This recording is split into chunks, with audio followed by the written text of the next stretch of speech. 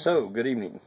Yeah, one of my squad members seems to think that I should read my journal entries. For some odd reason, she believes people might actually watch, listen. Sure. If you like to be bored out of your mind, then this is the place to be. I'll be your host, Lars Swearingen, Director of Operations and co-founder of L.E.A.S.H Squad Incorporated, which is leading each animal safely home. And all around psycho. That's what they say. It was on the internet. You should believe it. It's true. Anyway, so the journal actually starts. I started writing it a couple days after we had already gotten onto the new property, which we're calling Camp Phoenix right now. But I'll start just reading, and who knows, maybe I'll improv a little bit. Heaven forbid. Okay, here we go. Tuesday, March 12th, 2013. We were given 7 days to move 18 dogs. Not too bad.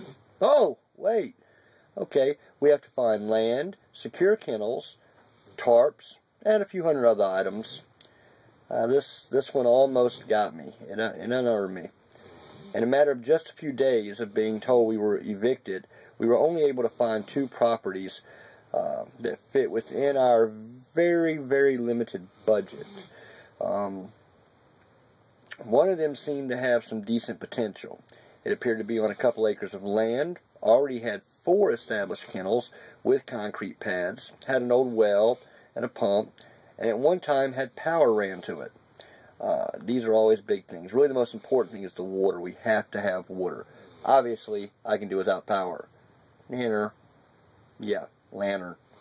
They work. Except for when you're trying to read a journal at 10 o'clock at night, using an Android to record it. So Stan and I walked this one over and over and over, and we both saw a few positives and a lot of negatives. But it did have potential. We talked about those pros and cons, then headed to the second property. What I instantly liked about this property was its location. Not only was this property also a couple of acres large, but it was also set back in the woods away from any major road, and that's a big thing. I mean, if you've got a rescue and you're near a major road, people are going to be dumping dogs left and right. And what's the one thing that's going to kill a rescue? Besides underfunding, overbearing yourself, taking on too much, taking on too many. Trust me, we know from experience. I sure do. We've never done that before. Okay, anyway. The property had a good open area to place kennels and already had a basic fence going around it with a large lock gate. Now, let me cover that basic fence. It was like those, you really can't call it a fence. I was being pretty optimistic calling it a fence, but we'll call it a fence for all intents and purposes. But, yeah, let's just say I was being positive when I said that. The immediate problem was that it had no established power, or power access, and had no real access to water. There was a barn, probably 50 meters uphill, which isn't bad. That means water would be running downhill. We would have had access to water. Now, me being ever the optimist, no way. Saw a lot of potential, but logistically and financially, yeah, I said logistically, good word, right? That's right. You heard it right here. Okay. Logistically and financially, it had a large number of negatives. We really didn't have time to compare the 2 prospective lands and work out each of the problems we would have to face. For me, I had to really consider location over ease. Location and water access are probably the 2 most important things. No main roads and water access. Not too much to ask for. Oh, and we have to move on it right away and be able to afford it with a shoestring budget and pray that our begging pays off. You never know. I do. Here we go. I told you I'm a little crazy. Okay, so Stan and I talked in depth. In depth meaning he was probably going to be right and I might be wrong. Rarely happens. No. Nah. So, Stan was pretty set on the first property, like I said. The one that already had the established kennels, a well with a power supply, or an original power source. But I liked the other property. It was off the beaten trail, had a basic perimeter fence. Again, fence is a loose terminology here.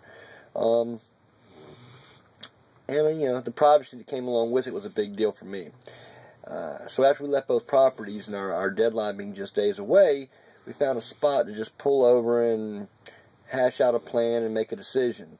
I don't do that, but, you know, the plan thing. Decisions, yeah. Planning, out of the question.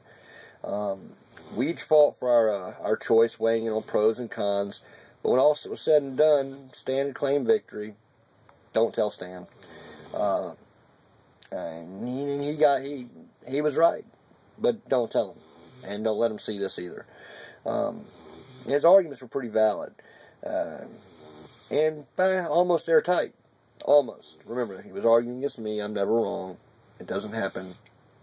Nope. No, it doesn't. I'm telling you. Impossible. Okay. Where were we? Are you still with us? Really, you're actually watched this far. Well, why not? Let's go. Let's see here. I got to admit, I like the idea of a few kennels already being on site. And I really couldn't argue against the fact that at one time the property had both power and water. The simplicity on that side was decent. But I guess the only real thing that made me a little uneasy was again, location. I didn't care for the open layout and the fact that we were visible from the road. And that's a big deal. Big deal. When it came down to it, though, I knew he was right. Shh. I also knew that had we chosen my choice, it would have turned into a nightmare trying to carry kennels, dog houses, and Lord knows how many other cumbersome equipment from the road access down to where the main complex would actually be. So that was it. We had decided. And it was time to tell the rest of the team. Our real enemy was time. And we were quickly running out of it. I got in touch with the guy who we've been talking with for the first property so that we can move forward. But as we have come to expect in our rescue, things were not as they appeared. And things became more complicated and difficult. Surprise. Things are not ever difficult for L.E.A.S.H Squad. What? Who said? Yeah. The crap gets crazy with us. The man that I've been speaking with about the property waited until now to inform me that he was no longer the legal owner of the property, and the actual owner was his mother. He told us he had spoken to her in depth about it, but that she had to, think it over. Now, this is a problem because, again, we're running out of time. It was already Tuesday. That 7 days started the past Friday. That means we had to be on the property by Friday. We had to have everything off of the property. Equipment, dogs, kennels, the whole shebang. Off the current property and set up, established, and ready on the new property. Wait.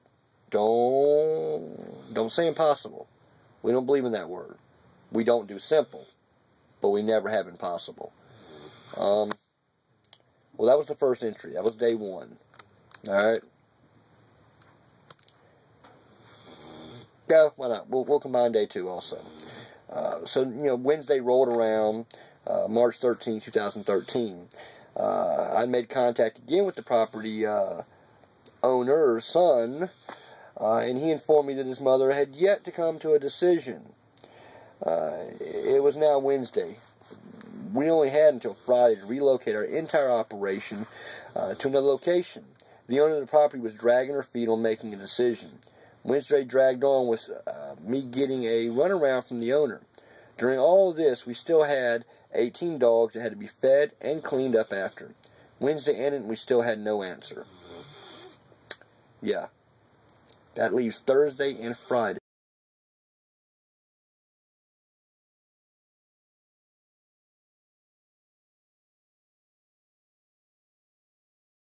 13. This is Lars Swearingen coming at you from Camp Phoenix, signing off. Y'all have a good night. If you actually follow this all the way through, well, more power to you. Truth be told, not sure if I would have. Really. Because, well, it's going to get really complicated really quick. Y'all have a good night.